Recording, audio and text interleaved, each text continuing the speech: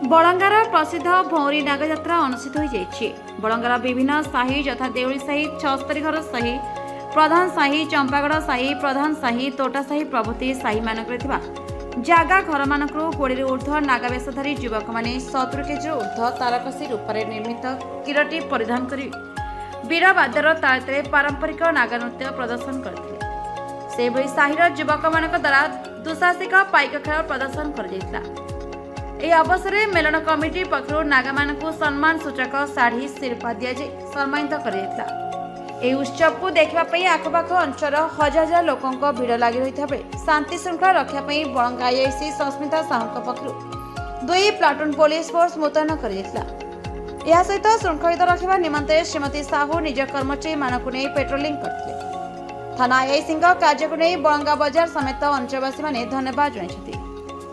Puri Diwakar Pradhan report the Republic Odisha 24 news.